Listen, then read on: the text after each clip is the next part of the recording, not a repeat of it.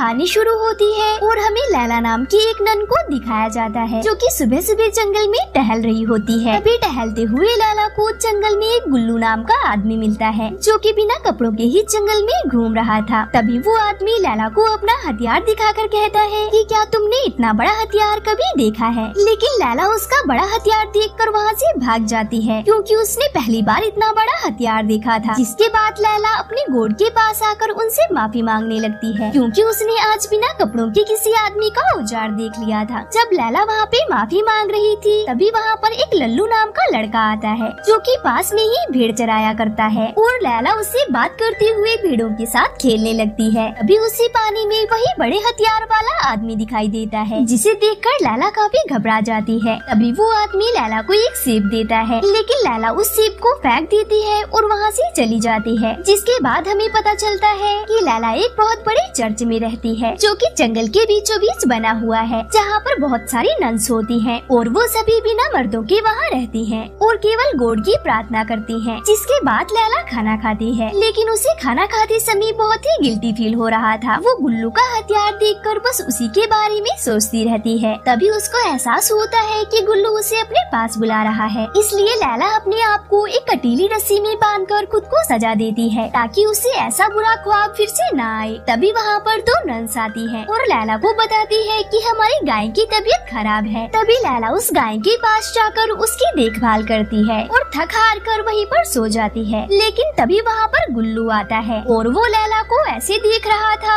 जैसे वो लैला की लाल गुफा में अपना हथियार डाल ही देगा और फिर वो अपना जूठा सेब वहीं पर फेंक कर चला जाता है। और जब लैला की आँख खुलती है तो वो अचानक से सेब को देखकर डर के वहाँ से भाग जाती है और भागकर अपने कमरे में आ जाती है जहाँ पर एक दूसरी नन छुपी हुई थी। लैला अपने पूरे कपड़े उतार कर उस कटीली रस्सी को निकाल रही थी जिससे उसने खुद को सजा दी थी। लेकिन वो दूसरी नन ऐसा करते हुए लैला के गोरे चमकते हुए बदन को देख लेती है और उसकी दीवानी हो जाती है। फिर लैला और वो दूसरी नन एक दूसरे को चाट चाट कर खाने लगती हैं। लेकिन लैला को उस नन के साथ ऐसा करने में बिल्कुल भी मजा नहीं आता क्योंकि अब उसकी गुफा एक बड़े हथियार की तलाश में थी। फिर अगले दिन हम देखते हैं कि सभी नन्स भगवान के सामने सर झुकाती हैं। लेकिन जैसे ही लैला की बारी आती है तो उसे भगवान की जगह शैतान की फोटो दिखती है जिसे देखकर वो काफी ज्यादा डर जाती है। लेकिन फिर लैला को लगता है कि उसे शैतान ने चुना है और उसने ही उसे ऐसा बनाया है और वो हर किसी के साथ घपाघप कर सकती है। अब अगले दिन लैला गुल्लू को ढूंढने लगती है लेकिन गुल्लू उसे कहीं भी दिखाई नहीं देता। जिसके बाद हवस से भरी लैला उस भेड़ चराने वाले लड़के लल्लू के पास जाती है और उससे अपना कल्लू उसके गुफा में डालने को कहती है और उसके साथ जबरदस्ती घपाघप करने की कोशिश करती है। लेकिन लल्लू किसी तरह उससे बचकर भाग जाता है जिससे लैला को बहुत ज्यादा गुस्सा आता है क्योंकि वो घपाघप नहीं कर पाई थी। उसके बाद लैला फिर से अपने रूम में आ जाती है जहाँ पर वही रात वाली प्यासी नन फिर से आती है। लेकिन आज उसे इनकी लीडर ने बहुत मारा था लेकिन लैला को इस बात से कोई फर्क नहीं पड़ता और वो उससे चिपकने लगती है। लेकिन दूसरी नन उसे ऐसा करने से मना कर देती है और वहाँ से जाने लगती है। लेकिन लैला की गुफा की प्यास तो अब बढ़ती जा रही थी इसलिए लैला को बहुत ही गुस्सा आता है और वो उस नन को चाकू से मार देती है। इसके बाद लैला एक दूसरी नन के पास जाती है जहाँ पर वो देखती है कि वो नन सुसाइड करने वाली है। जिसके बाद लैला उसे बचाने की बजाय उसे धक्का दे देती है जिससे उस नन का काम तमाम हो जाता है। इसके बाद हम देखते हैं कि लैला उस भेड़ चराने वाले लड़के लल्लू के घर जाती है जहाँ लल्लू सो रहा होता है। तो लैला धीरे धीरे अपने सारे कपड़े उतार कर लल्लू की रजाई में घुस जाती है और उसके हथियार से खेलने लगती है। लेकिन तभी लल्लू उठ जाता है और लैला को धक्का दे देता है। इसी बात पर लैला को गुस्सा आ जाता है और लैला एक चाकू से उसके हथियार को काट देती है और उसे जान से मार देती है। लेकिन लैला का इससे भी मन नहीं भरता जिसके बाद वो उसके पूरे घर को जलाकर वहाँ से भाग जाती है। अगले दिन दो नन्स लैला के पास आकर उसे बताती है कि लल्लू के घर में आग लगने की वजह से उसकी मौत हो गई है। थोड़ी देर बाद लैला देखती है कि उसका लॉकेट गले से गायब है। तभी उसे याद आता है कि उसका लॉकेट तो कल रात लल्लू के हाथ में रह गया था। उसके बाद वो तुरंत लल्लू की लाश के पास जाकर वो लॉकेट उसके हाथ से ले लेती है। लेकिन उसे ऐसा करती हुई उसकी सीनियर नन देख लेती है। उसे देखकर लैला वहाँ से भागने लगती है लेकिन वो नन लैला के पीछे जाती है और उससे कहती है कि मुझे पता है कि तूने ही गपागप के चक्कर में लल्लू को मारा है। फिर वो सीनियर नन गॉड से लैला की गलती के लिए माफी मांगती है। लेकिन लैला अपने शैतान को याद करने लगती है। भी शैतान उसके हाथ में एक रस्सी पर कट कर देता है और वो उस रस्सी से सीनियर नन का काम तमाम कर देती है। अब अगले दिन जब सारी नन्स उन लाशों को दफना रही होती हैं, तो उसे देख लैला को एहसास होता है कि उसने इन सभी को मारकर कितनी बड़ी गलती की है। तभी वो भागकर एक गुफा में आती है और अपने गॉड से माफी मांगती है, लेकिन तभी वहाँ वही शैतान गुल्लू आ जाता है। वो लैला से कहता है कि तुम्हें शैतान ने चुना है और हम मिलकर सभी नन्स को अपने जैसा बनाएंगे। उन पर कोई भी पाबंदी नहीं होगी, जो करना है खुलकर करो। इसके बाद सारी नन्स लैला को अपनी सीनियर नन बना देती है और फिर सभी नन्स चर्च में जाकर खूब मौज मस्ती करती हैं और बिना कपड़ों के ही डांस करती हैं। लेकिन जब लैला ये सब देखती है तो उसे बिल्कुल भी अच्छा नहीं लगता। वो बहुत गुस्से में आ जाती है, लेकिन तभी सारी नन्स मिलकर लैला को चाकू से मार डालती है। लेकिन लैला जैसे तैसे उनसे बचकर अपने कमरे में आ जाती है और अपने बेड पर लेट जाती है और तभी उसके खून के धब्बे भी गायब हो जाते हैं और वहाँ वही सारी नन्स आती है जिन्हें लैला ने मार दिया था और लैला खुद भी बिल्कुल ठीक हो जाती है। दरअसल लैला मूवी की शुरुआत में जंगल से लौटने के बाद सो गई थी और सपना देखने लगती है और अब तक इस मूवी में जो